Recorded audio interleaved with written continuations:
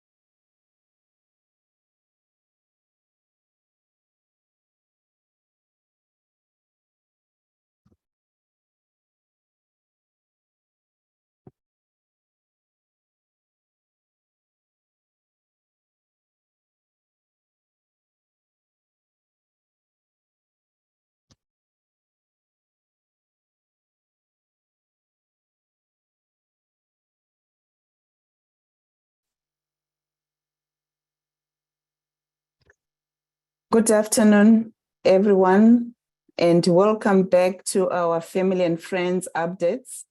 Thank you for joining us this afternoon. My name is Petronila Ndebele, and I'm the Director of Strategic Communications and Stakeholder Relations. I'll be your MC today. Before we begin, I would like to acknowledge that the land we are meeting on is the traditional territory of many nations, including the Mississaugas of the Credit, the Anishinabek, the Chippewa, the Haudenosaunee, and the Wendat peoples, and is now home to many diverse First Nations, Inuit, and Métis peoples. We also acknowledge that we are all treaty peoples,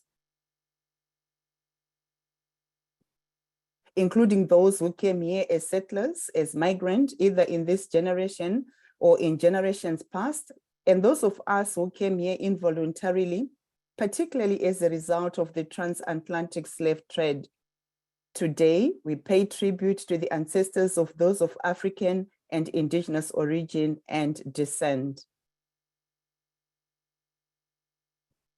It's great to be here this afternoon as we continue celebrating 75 years of belonging and more. Before we begin our meeting, there are a few housekeeping items to go over. We ask that you please use the Q&A function to make a comment or ask a question. You will notice on the agenda on your screen, we have a lot to share with you today. Kindly let Michelle Patrice know if you're experiencing any technical issues. Michelle will be controlling the slides, so if you're presenting, please ask her when slides need to be changed. May I kindly remind all speakers today that we have a tight program, and please do stick to the time allocated to you. Without any further delay, I would like now to welcome our first presenter, Sarah McDonald, Executive Project Manager, Social Enterprise and Employment Projects, who will be sharing some exciting news and updates on My Job Match. Welcome, Sarah, and over to you. Thank you, Petronella. Hi, everybody. Welcome. I'm going to give you a very brief introduction to My Job Match.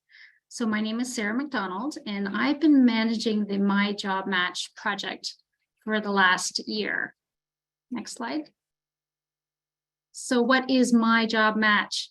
My Job Match is a new way to consider the employment journey for people with an intellectual disability. It's a supported process that captures a job seeker's skills and career desires to create a profile that best represents them. It's a new employment process, which is supported by a digital tool.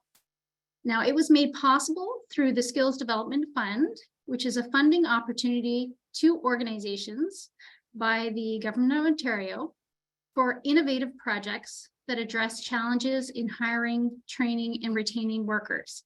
So Community Living Toronto was a successful recipient of this funding last year, and again this year. And this picture here is from an event we had this morning, which was very exciting here at 20 Spadina, where Minister McNaughton announced additional funding of $1.8 million to continue with the success of My Job Match.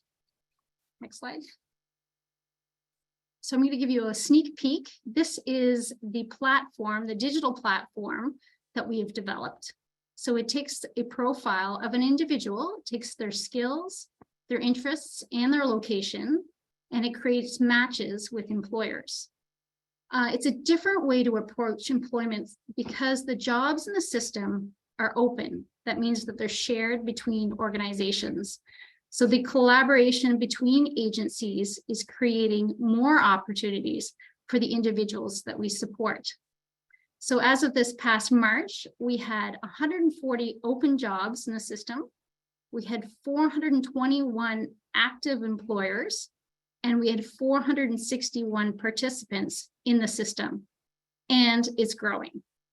This fall, we'll be opening up the platform so that individuals can log on to this and start their own employment journey, which is pretty exciting. Next slide. So I'll be hosting more of a thorough overview. This is just a little brief snapshot in the next coming months. But in the meantime, if you have any questions or if you're interested, you can certainly contact me directly, or you can fill out an interest form at our website, myjobmatch.ca. Thank you.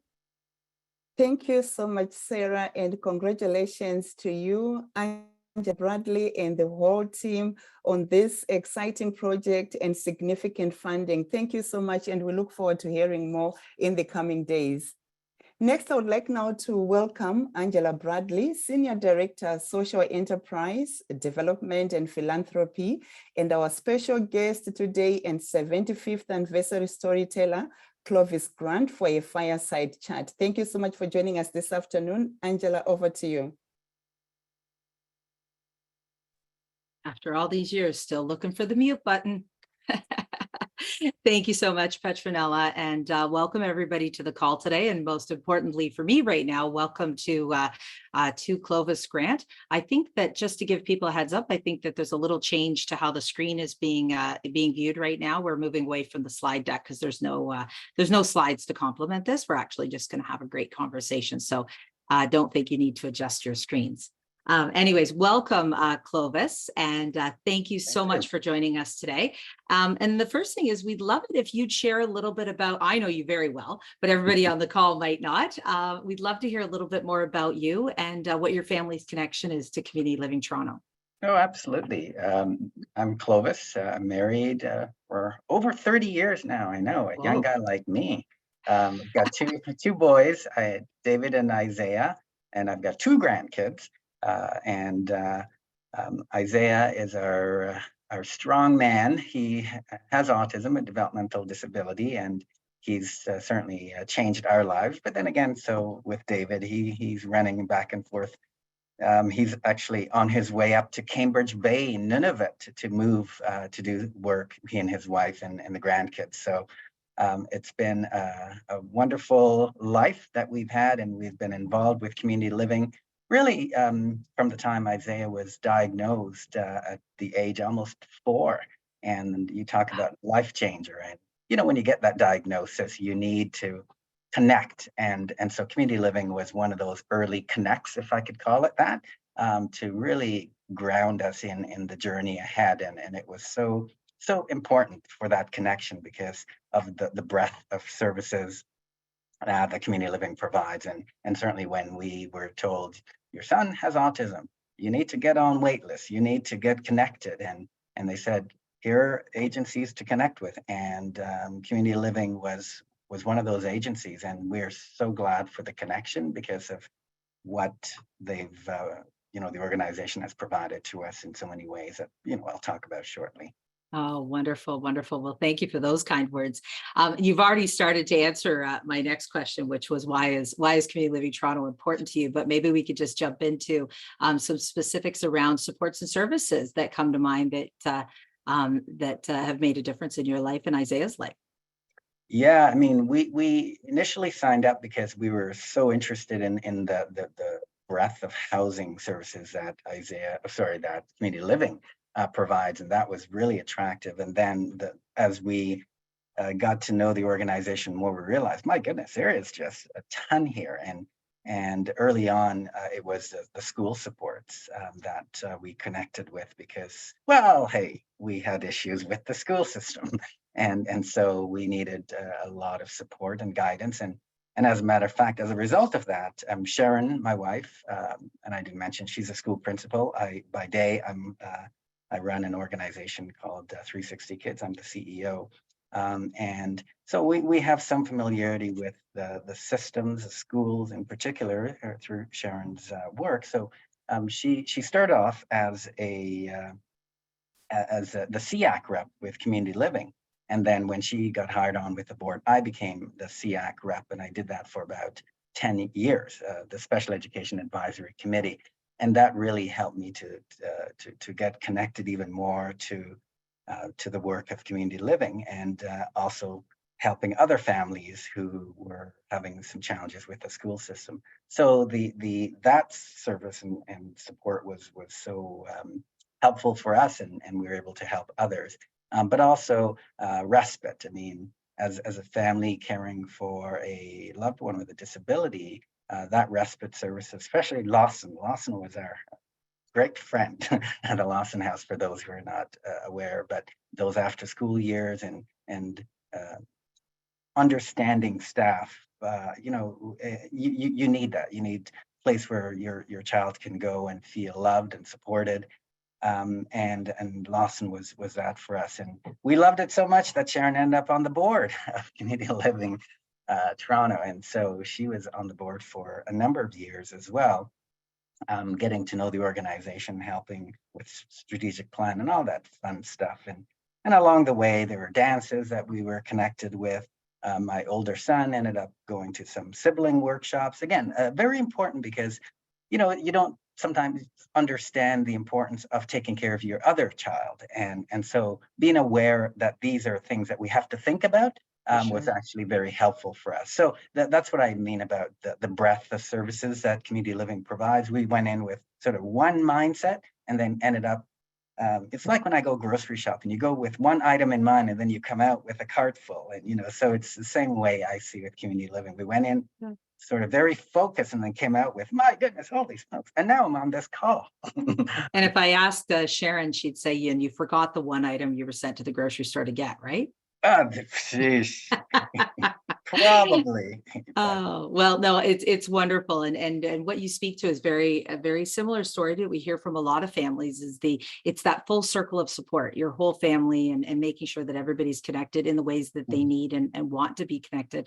I'm always in awe because I hear of all the things that you and Sharon and your kids are involved with. And I don't know that I know a busier family. But then one day I turned on the news and there on CTV were you and Sharon talking about the project you were taking on in your free time, which is the Sabona Afrocentric Circle of Support. And it's just been amazing to follow the journey that the two of you have sparked for so many. And we'd love to hear you share a little bit more about the organization and its goals. Yeah, no, I appreciate that opportunity to speak about that. And I mean, obviously, it came as a result of our son Isaiah. Sharon did a lot of the early work of going to support groups, ones that were provided by Community Living and other organizations.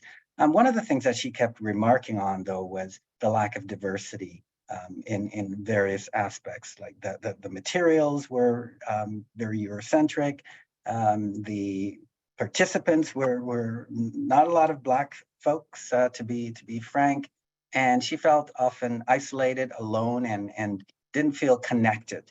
And so as a result of that, for a number of years, she said, you know, we need to do something for the Black community. And there are other groups that were beginning, and she said she just kept having that on her mind, and eventually we said, you know what, let's do something. And we didn't know what we were signing up to do, you know, but we said, you know, if we're feeling this way, that sense of not being a part of things, you know, we wanted to have access to services. We wanted to know what we didn't know, but sometimes we were feeling like the services weren't really catering to our specific needs as a Black family. And we figured the same because we didn't see a lot of folks. You know, we know from his Isaiah's class that there were other Black families who had autism Absolutely. and other intellectual disabilities, but we weren't seeing them. And so we said, well, if no one's going to do it, let's do it. And so we said 2020 sounds like a really nice even number, so let's do that. And then this thing called a pandemic happened, and we thought, oh, do we push it? You know, do we just hold off again? And we said, you know what? No. Initially, we wanted to just pull people together in our living room, kind of like the community living story, and just have chats with folks. But with the pandemic, we said, let's just do it virtual. And lo and behold, we did it virtual. And at our first event, our first support group meeting, we had over close to 40 people attend, and we were quite surprised. The focus is to provide a space for Black families who have a loved one with a disability, no matter the disability, and providing that safer space where they can share their journey, learn resources, learn about resources, and really just connect and feel a part of things, feel that sense of belonging, and that mentorship that comes just with different people who are on the journey. Kind of like when we came to community living, we needed people who were at different stages in their journey to help us. And then we were able to help others. We were having the same kind of a vision for Sawubona. Like I said, we were surprised by the numbers of people who signed on. And now 2.5 years later, we have about almost 200 people in our membership across the Wow. GTA, across Canada, even some in Jamaica, UK, US. Again, they're craving for that space where they can have those conversations. Our tagline is educate, enlighten, empower. And that's what we want to do. Help families know about the resources that are there. Enlighten them that you can do this. You know, it's a tough journey, that intersection between race and disability that we weren't seeing talked about. But it's real because our families told us, and we experienced just the streaming that happens even within the disability community, in the school system, and lack of access to certain resources. And so that's the reason for the group. So to educate, enlighten, and then for the families to feel empowered that they can do this. And so that's the group, Sawubona, acs.org, if you'd like to connect with us. But that's the work that we do. And if, you know, it complements the work that's already out there in the community, but it gives families, Black families, a safer space to connect. That's wonderful. And thank you to Joe Prasad, who has actually typed a little bit of information about your organization in the chat for us. So that's fantastic. So if folks want to get involved, they can click on your website and inquire for a little bit more information to get involved, and just reach out, ask questions, or if you want to join the group. And I love that you draw the alignment between the church basement, and I call that the spirit of 48. And I love that Zoom is the new church basement. So it's fantastic to hear that you're reaching all corners of the world, where people are getting to say, hey, I want to know more, and I want to be involved, and I want to find my people and have those conversations. And it's so important. And speaking of the spirit of 48th, we are at Community Living Toronto celebrating our 75th anniversary, and the theme is 75 years of belonging. And we've always said that no matter where we've been in that 75 years and no matter what was going on, the goal has always been to find a place and space where people belong. So Clovis, share a little bit with us today about what belonging means to you. Yeah, and it's really at the heart of the work of Sabona, and the heart of our approach with our son. We've always envisioned that we weren't going to allow the disability to be the isolating feature of our families. It happened, we were isolated even within our families because they didn't understand autism, they didn't understand the needs of our son. So people, out of compassion, didn't invite us to things because they felt like, well, twofold. One, Isaiah was disruptive, so number one. Number two, they also didn't know how to sort of connect. And so that's what lack of belonging looks like, whether it be because people just don't want to go there or because people just don't understand. And so you feel isolated as a family. And so for me, belonging really means that you're part of a community, that there is hope for the future. And we wanted Isaiah to have a full life. We wanted our family to not be isolated because of the disability. And so that's why we created the group for families who were experiencing the double barrel, so to speak, of being a minority community in the GTA, being Black, and the anti-Black racism and all of that doesn't disappear with the having a disability, but also just having a disability. Like those double factors make the experience of isolation that much more. And so while we experience that, we wanted people through this group to have also that sense of belonging. And so we've done the virtual stuff. We also are doing some in person. We've got a picnic coming on June 11th, actually, over at Centennial Park, in a December event. And again, giving people different ways of connecting.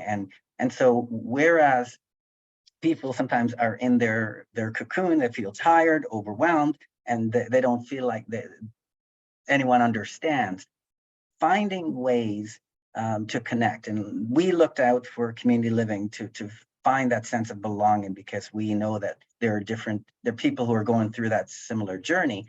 Sabona is also an extension of that, in that now we also have to add that layer of racism and different kinds of marginalization that are unique to the Black community to help that sense of belonging. And sometimes that's how people connect and feel part of things. But if we ignore the different needs that people have, it restricts them feeling belonged. And our kids, well, my son's 26, but he's still my kid. They need to be a part of something bigger than themselves. And that's, to me, what belonging is all about. Making sure that disability is not a curse, but it's an opportunity. And we have grown as a family so much because we chose not to hide our son, but to make him part of community. And community, even he has a farm. He's a farmer now. He's got a job. He's got different things, and these are communities that have been built. And I really have appreciated the journey of belonging that community living has taught us, and it really has allowed us to think differently about our son and our family as a result. Wow. Well, thank you so much. And my next question was going to be about what you thought a better world might look like. But I think that you've already answered all of that. Yeah. And I think that it is that continued journey to everybody finding their place and space and feeling a part and belonging. So there is an opportunity very quickly for a couple of questions. If anybody had any, you wanted to drop them in the Q&A. If you had any questions for Clovis, if you do think of questions later that we don't get to, if you want to either put them in the Q&A and we'll follow up with you later, or you can email them to the host, and we would make sure that we follow up with any questions. And of course, reach out on the Sabona website, and Clovis or Sharon or somebody from the group will get back to you in a timely fashion, I'm sure. But are there any questions now that anybody wanted to drop in the Q&A? Don't see any right now. But a lovely shout out in the chat from Joe Prasad, who is our senior director in I can't remember what your whole job title is, Joe, Equity, Diversity, and Inclusion. And he's saying how much this is so needed. And he shared the link as well with the Provincial Equity, Diversity, and Inclusion Community of Practice. And it's great to be seeing this amount of attention across the whole province and around the world is great. But we're mostly connected with folks in the province and some great communities of practice out there that are working really hard to start spending more time making a space for everybody to feel like they have a place to belong and a place to speak up. So I don't see anything in the Q&A. I think people are tossing things over in the chat. Is there anything else, Clovis, that you want to share with us, or you think that you want a little heartfelt message you want to leave with everybody before we wrap up? Yeah, well, two quick things. One, just continued thanks for Community Living Toronto for just your I would say you helped incubate the idea for Salbona. And just very quickly, Salbona, what we do is we meet 2 times a week to provide supports. Right now, we are actually going through the book that was put out by Plan to help families plan for the future. And then twice a year, we meet in person to give people that opportunity to connect. So, you know, it's really about the caregiver and the families taking care of themselves before, so that they can better able to take care of their child. So it's a very caregiver focus. And so if you know families that would benefit from just the support, sometimes people don't even realize it, but it moves it from just a problem that's you to recognizing that others are actually experiencing the same challenge. And so moving it from individual to a group and getting that kind of a support. So that's what we're all about. So thanks again for this. Wonderful, wonderful. And everybody will give our little round of applause for Clovis. And thank you so much for joining us today. Really appreciate that. Say hello to Sharon and Isaiah and David for us and your grandkids. And we'll love to hear more about their journey up to Nunavut. And but all the best. Thank you. And I'll turn things back over to Petronella. Thank you so much, Clovis, for joining us this afternoon and for sharing your journey with us. And thank you for helping many parents to know the resources that are available. Thank you so much. We now move on with our program. Next on the agenda is anti-racism and equity, diversity and inclusion. We have invited 2 of our CLTO employee resource groups to present an update on their activities and preparations for June. To observe and celebrate Pride Month and Indigenous History Month. Please welcome representatives from our Pride Collective, Derek Feltz and Haley Dell, and Indigenous employee resource groups, Angela Bradley and Michelle McDonald. As soon as Derek and Haley are done, please, Angela and Michelle, jump in so we can save some time. Over to you, Derek and Haley. Thank you. Thank you, Petronella. My name's Derek Feltz. I go by he, him, and they, them pronouns.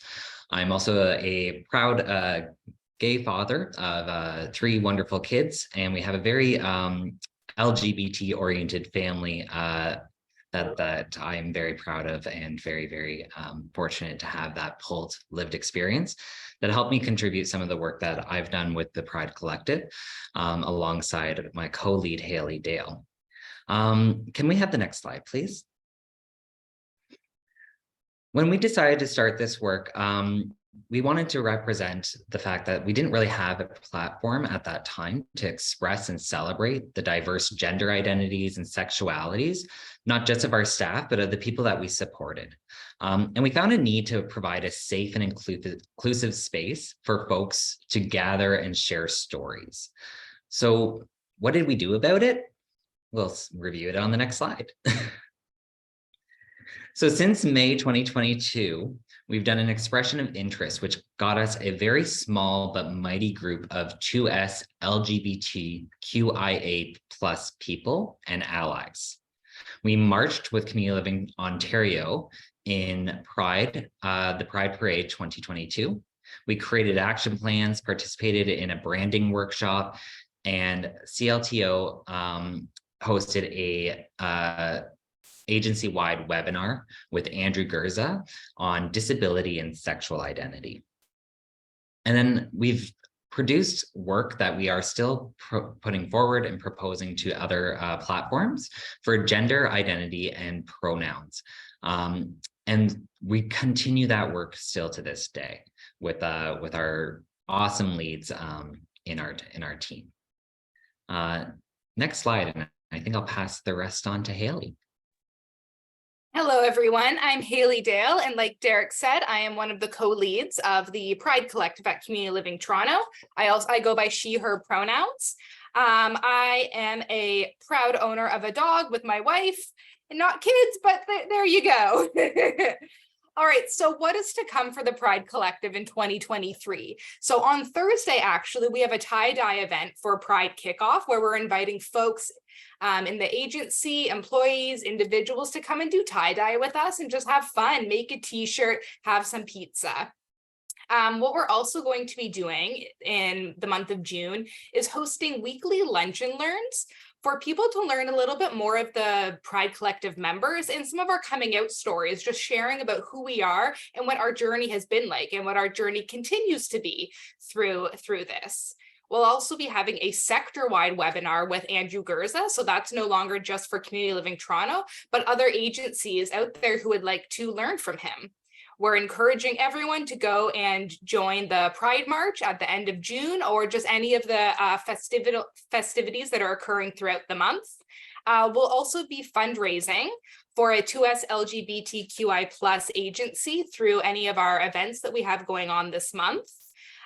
We have now joined the Pride Toronto Accessibility Advisory Committee, which meets about once a month, and it's representatives from people who have disabilities, people who work at agencies that support people with disabilities, and acting as an advisory board to speak with Pride Toronto and make any recommendations that we could for this year and also moving forward.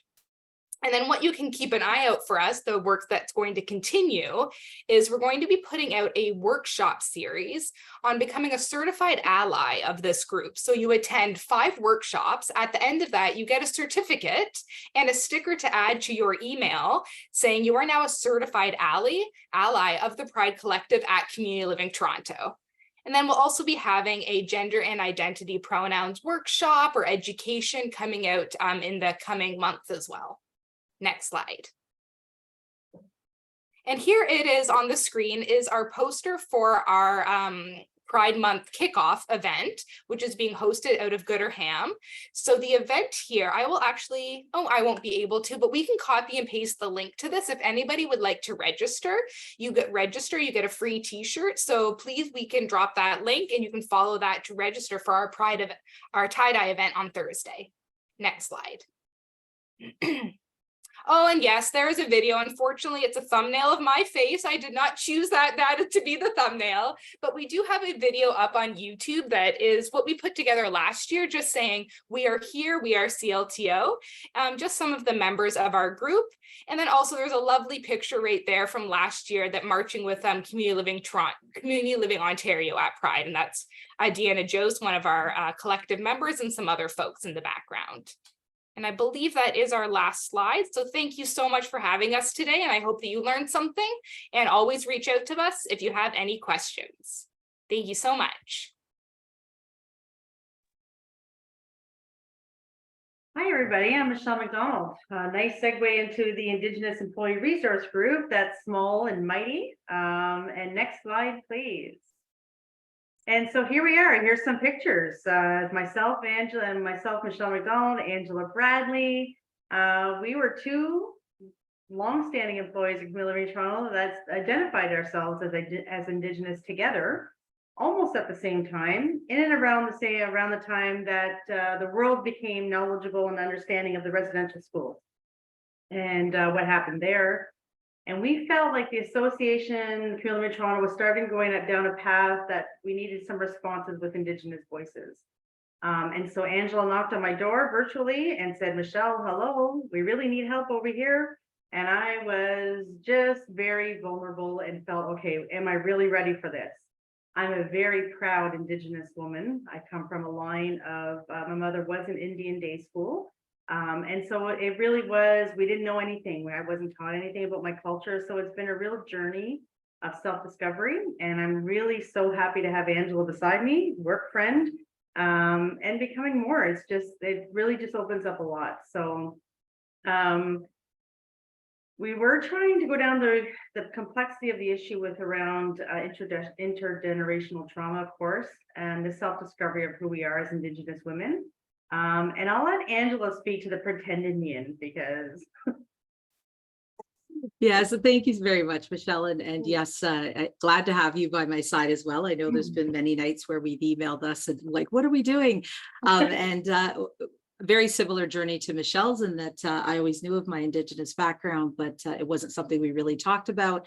And very much I'm having to learn along the way. And after many of my family that have been connected to have passed away, and those conversations didn't happen. And pretendian is a very common media term right now, where people that are finding their Indigenous culture, their background, there's the calling out and questioning whether or not you're Indian enough.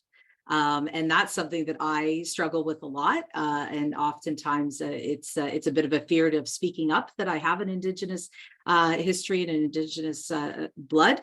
And I'm of the Mohawks of Tyendinaga. Many of you would know that area down in the Deseronto, Belleville area.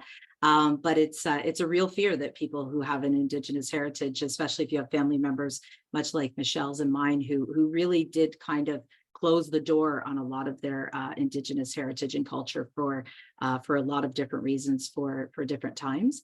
And then the last is the co-opting of Indigenous culture. And this is one that's a real challenge because Indigenous folks like us, we tend to be a very humble, very giving group of people, and a lot of the things that are very precious and culturally sacred to our culture have been taken and can be purchased very easily in a lot of different places and spaces. And so we've been very respectful of the complexity of the issue and trying to be as respectful of everybody's learning. And I always talk about the word intention and people's intention as they're learning and joining us as allies in the Indigenous journey. Excellent. Thanks, Ange. Next slide, please. So what we have done in our short journey here. So again, we shared our stories on the EDI page and the website, welcoming others to join us in our self-discovery and to promote the Indigenous culture and practices here at Living Toronto. In collaboration with some of my colleagues and our HR business partners, I advise on the development of the recent First Nation, Inuit, and Métis training that we're offering to employees of Community Living Toronto. We recognize Indigenous History Month and celebrated Indigenous Peoples Day. That's coming next on the list. Angela made a presentation to our Anti-Racism Committee on land acknowledgements and the personal, what it means to make a personal land acknowledgement and how that feels to Indigenous people. And then we had a leadership event back in the spring last year, and Ange brought some prayer tobacco ties. When you present tobacco, which is a form of medicine in the Indigenous culture, it is the highest form of a thank you and respect. So Angela made all of those by herself, and they're really, it was wonderful. So thank you, Ange. Next slide, please. And I'll hand it off to my friend Ange. Great. Well, thank you again. So what we've done, we talked about that a little bit on the last page, is we worked with Kirk Brandt to design the Every Child Matters image for us last year. Very beautiful. He's an amazing artist, Indigenous artist. We have it up front of 20 Spadina as well. It is available on t-shirts, and people can purchase those t-shirts if you want them for Orange Shirt Day in the fall. And we worked with community engagement and public relations to distribute truth and reconciliation yard signs for a lot of our group homes and various programs. We supported the Truth and Reconciliation Day. And of course, on what you can also see on the screen right now is that the same artist, Kirk, also created an image for the employee resource group.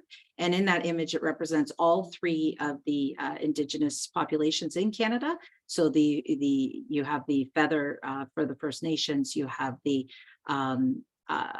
sash or the infinity symbol for the Métis, and the Inukshuk for the Inuit population. Next slide. So Angie and Michelle, if we can wrap up in the next minute, thank you. Okay, yeah. So this is just again a recap of all the sessions that we held last year as well. So we did a number of webinars that people could participate in at Community Living Toronto. And again, these slides will be available for folks after, because the next one's more important. All right, Michelle, you wanted to quickly go over some of the upcoming events, I think, or was this me? That's you. Okay, so we do have 3 virtual events that are going to be happening this month. We're going to kick off on the 1st. So later this week, there will be an email coming out with a registration link, and that's open to everybody. I think it's actually gone into the chat now. It's open to everybody, so please share it across your contacts. The second one on the 15th will be internal to just Community Living Toronto staff. It is a cultural workshop, and then the one on the 29th will be open to everybody as well. So please join, and then also check out any of the National Indigenous History Month pages that are out there. You can use that hashtag to follow to figure out what other people are posting. There's tons of great stuff going on. Next slide. Oh, yes. We thought maybe this would be nice and important too for people to just, if you want to cruise around Ontario and see what's out there. A powwow is a traditional ceremony that a lot of people come together. And there's a nice link there too, depending on where your summer vacation plans take you or where you live. I thought it would be nice for you guys to check some of these out. Really cool place to visit and see. Fort York is the next one that's coming up on the 17th of June. Have a look at that. Next slide. And what's next? Go Yeah. ahead, So Amy. what's next is, as we mentioned, the activities for Indigenous History Month and Indigenous Peoples Day. We are going to be sending out an expression of interest for other folks who might want to join the Indigenous ERG. We'll have our first meeting in July. And then we're going to also be announcing a mural project, which is themed Belonging, that will be in partnership with an Indigenous artist, Kirk Brand, who did the work for us before. But everybody will be able to contribute not only their thoughts and ideas, but also actively paint in these murals. And then we're going to be working with Community Living Toronto leaders on the organization's commitment to truth and reconciliation. I think the next slide is our last slide. That is perfect. And on behalf of our Indigenous Resource Group, I'd like to say Miigwech. And I'd like to say Nawagoa. Thanks so much. Thank you so much, Derek, Haley, Angela, and Michelle. We look forward to Pride celebrations and Indigenous History Month, an opportunity for all of us to be learning. I'm sure we'll all find some time to attend the Lunch and Learns and so many activities that have been outlined for us. Thank you so much. I'm going to move on and ask Jennifer Steffler, our Director of Community Participation Supports and Respect, to provide an update on the program. And Jennifer, please, if you can shorten your presentation by 2 minutes, that would be awesome. Over to you. Perfect. Setting my timer now. Okay, so just to give you a quick little update on what's been happening in community participation supports. Next slide. As you might remember, we have been embarking on a redesign project for what's happening in our community participation spaces, and we are quite far down the road on that now. We're hoping to launch a pilot of our new approach in July. So quickly, I'll just share our why, but for the community participation supports team, we believe that in everything that we do, choice changes lives. And the way that we want to empower that choice is by offering an innovative and meaningful options for the people we support to engage in new experiences. Next slide.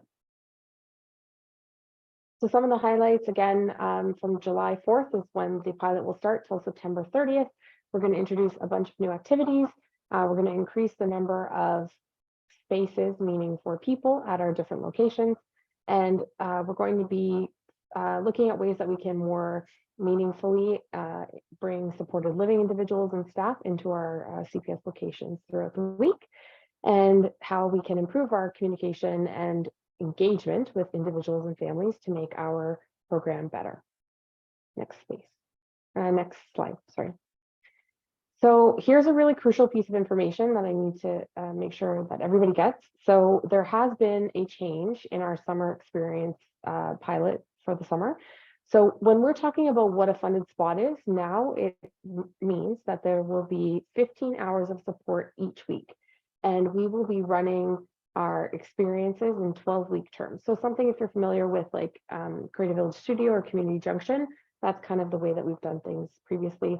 The reason why we're moving to sort of this seasonal 12-week term model is so that it allows people to have more choice and more direction over how they spend their time.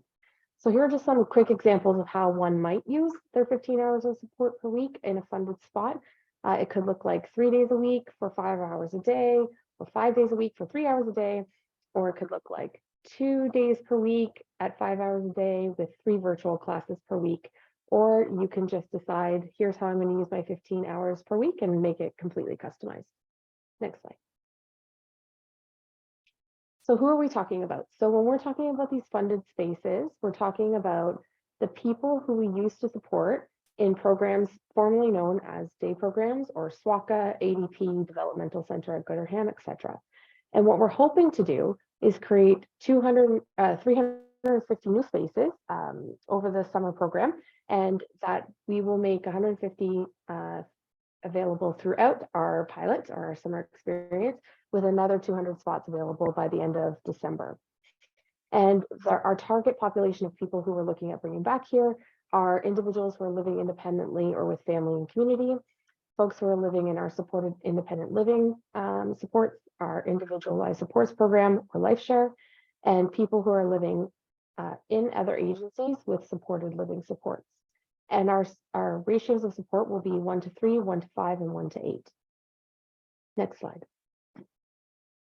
I'm anticipating your next question, which will be, what about the former people who attended day programs and also have community living Toronto supports for residential support?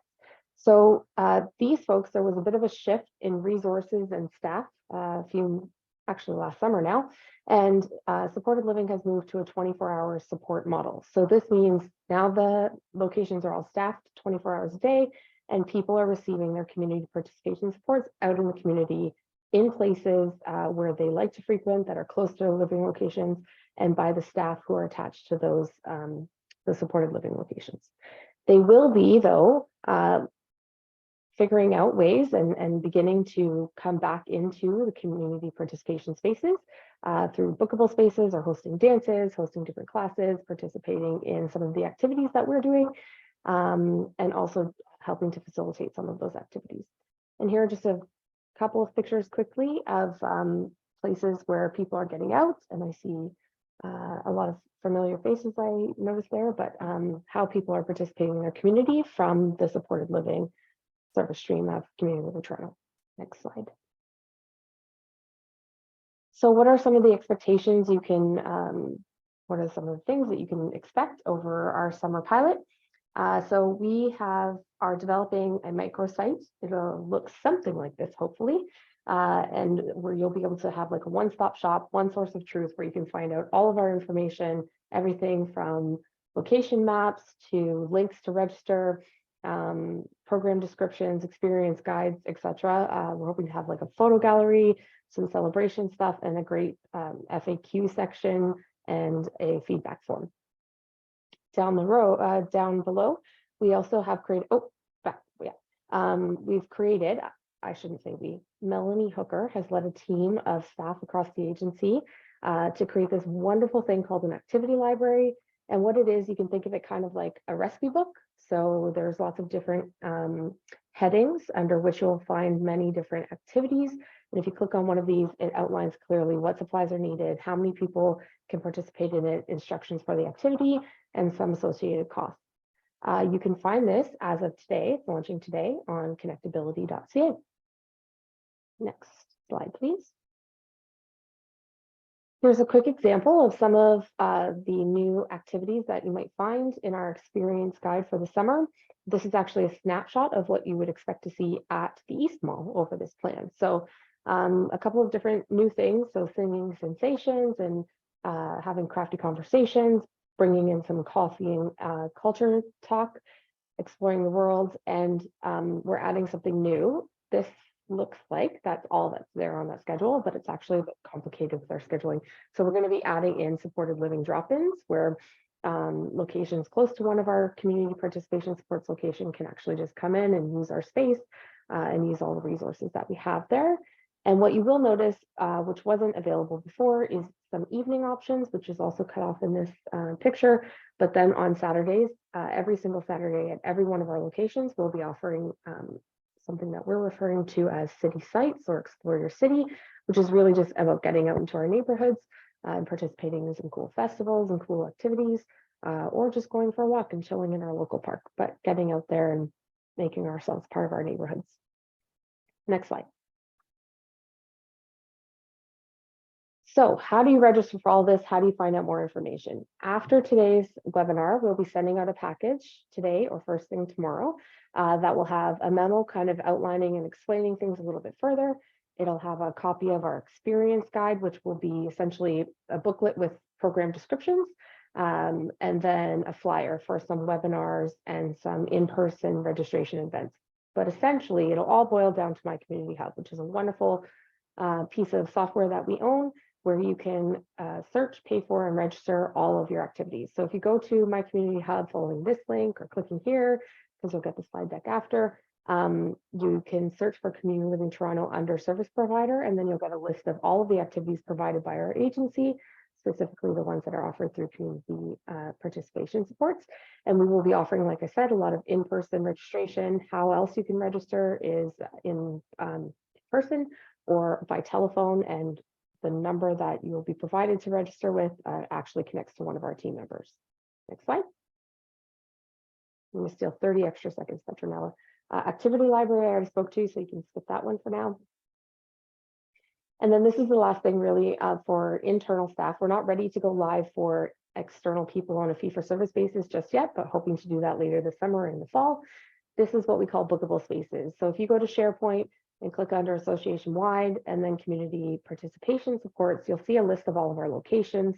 And when you click on them, you will see a little bit of a description about the location and then a further detailed description of all of the spaces that are available for booking with pictures and then the parameters around those spaces. If you were to click the Book Now link that's highlighted and underlined, that will bring you directly to the calendar where you could book all of those spaces. Next slide, please. Yeah, so if you want to connect, you can always reach out to me personally, jstepler@cltoronto.ca. You can reach out to our Chief Operating Officer, Joe Passaretti, joe.passaretti@cltoronto.ca, or you can reach out to the CPS team generally at cps@cltoronto.ca. That's it. Thank you.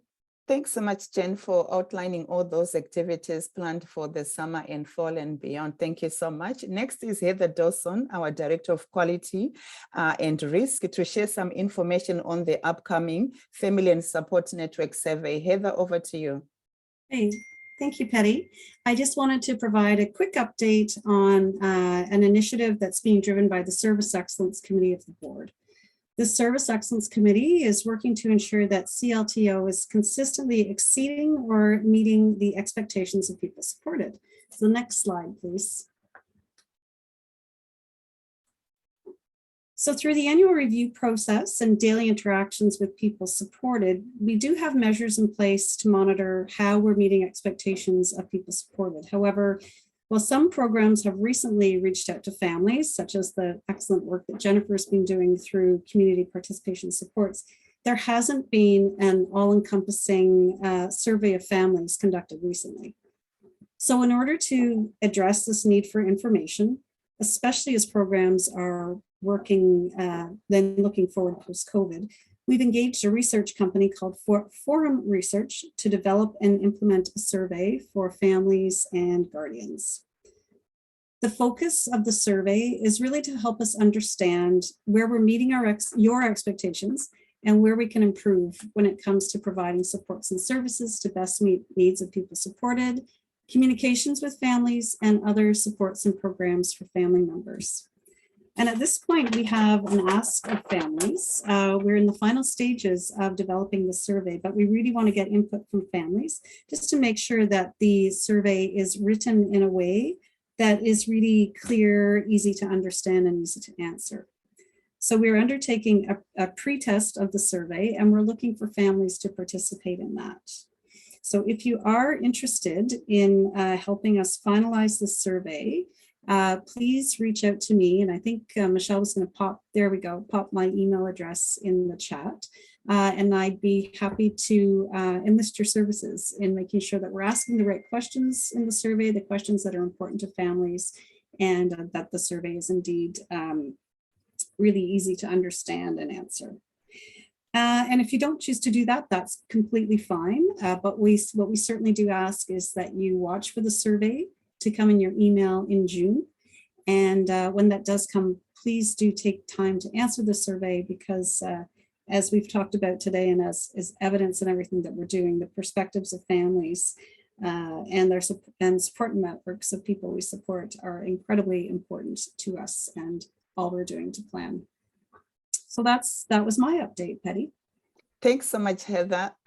Please bear with us. We only have 3 more items to share, and we'll just get over through them right now. I would like to call upon Gada Oma, our IPAC specialist, for the latest health and safety updates. Gada, if you can be as quick as possible. Thanks, Heather. Over to you, Gada. Thank you, Petronella. So thank you for having us today. Just to, if you can move to the first slide, please. So I would like to share with you some of our COVID-19 updates, just following the guidelines from Ministry of Health and Ministry of Children, Community and Social Services. Here is some of the updates that has been, or the measures that has been lifted. So at all community living locations, masking outdoors has been removed, but remains in place for staff when working hands-on. Active screening has been no longer required for staff, students, volunteers, support workers, caregivers, and visitors. Rapid antigen testing is no longer required for screening, as well as physical distancing has been removed. Great update for community participation support and our community offices, that wearing mask is no longer required. Next slide, please. Thank you. And now sharing with you some updates from our dashboard. So we have only 7 open occurrences for staff and 0 individuals, and only 1 site with suspect outbreak. And I'm sure that all of these cases will be resolved very soon. Just want to thank everyone. Without the support of our great staff, leadership, families, we wouldn't reach this great place. And please stay tuned, more great updates to come soon to enjoy spring and summer safely. Thank you, Petronella. Thank you so much, Gada, for that update, very critical indeed. And our last 2 updates, I would like to invite my colleagues, Julia Selani and Atom Peredi, to give us an update on Community Living Month. Atom and then Julia, if you could just follow each other so we can save some time. Over to you to share some exciting things happening. Thank you. I believe it's July 1st. Let's see the next slide. Great. So thank you. We had a great day at the Ontario Legislature at Queen's Park on May 10th.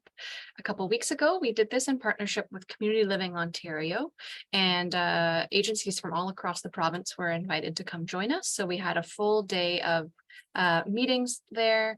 We were able to attend the question period where we were recognized both by a local MPP and then also by Minister Parsa himself in the House. And because there were so many agencies from all across the province, actually a number of MPPs recognized their local members as well, which was fantastic. Community Living Toronto ourselves, we had somewhere between 6 to 10 meetings on that day with government officials, which was very successful. Towards the end of the day, we also had a meeting with Minister Parsa, who's the Minister of Children, Community and Social Services, as well as the 2 parliamentary assistants, who are Logan Canapathy and Nolan Quinn. And it was a very productive meeting. We had some board members there, and then we also had some people supported as well. And then in the evening, we had a great reception that was very well attended, both by people from organizations and also by MPPs, ministers, staffers, all sorts of things. So it was a great day, and we're already planning for next year, and we will keep everybody in the loop as plans progress. I'll hand it over to Artem. Thank you. Next slide, please. So 31 Days of Community Living is one of our favorite annual social media campaigns that we do around the month of May for Community Living Month. So for each day in May, we post a series of videos in our social media pages that capture the live experience of the people we support, as supporters of ours, staff, friends, partners, and just community living movement members, right? Each of the participants were asked about what community living means to them, and we got a variety of different answers, from feeling the sense of belonging and inclusion to making meaningful connections and discovering our true selves. The goal of this campaign was to show the different journeys we all have taken, while also celebrating our joint accomplishments and acknowledging the work we all have left to do. 28 recordings have been already shared on our social media pages, and we have the remaining of the videos to be uploaded in the coming days. So if you haven't already, follow us on social media to show your support. And we have also created a playlist on our YouTube channel. So if you missed some of the episodes, don't worry, check out the link in the chat. Next slide, please. Okay, so another campaign that we currently have in place, and I'm sure you've already heard of it, is I Took a Break.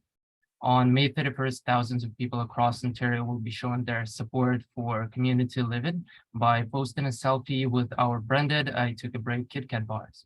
So together we take a break to raise awareness, think on why developmental services matter to us, celebrate achievements, and reimagine our future. It's May 29th, and everyone still has time to participate. All you have to do is visit our webpage dedicated to I Took Break 2023 and download our custom label. Once again, the link should be in the chat. Simply print it out and stick it on your KitKat bar, and please don't forget to take a selfie before you eat it. And then on Wednesday, post this photo with our hashtags and join the break to advocate for a society where everyone belongs and everyone is valued. Thank you so much. Thank you so much, Julia and Atam. Indeed, you still have some time, and we look forward to seeing you on Wednesday with your selfies and KitKats.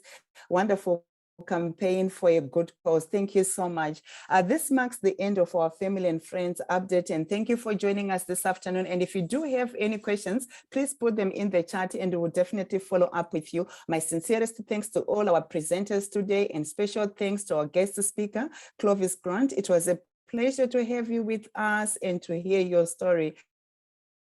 Any remaining questions will be captured and addressed following the webinar, and a recording of today's update will be shared on social media and in newsletters. Our next Family and Friends update will take place on June 29th, and if there's any topic you would like us to address, please do let us know. Have a great afternoon, everyone, and once again, thank you for joining us.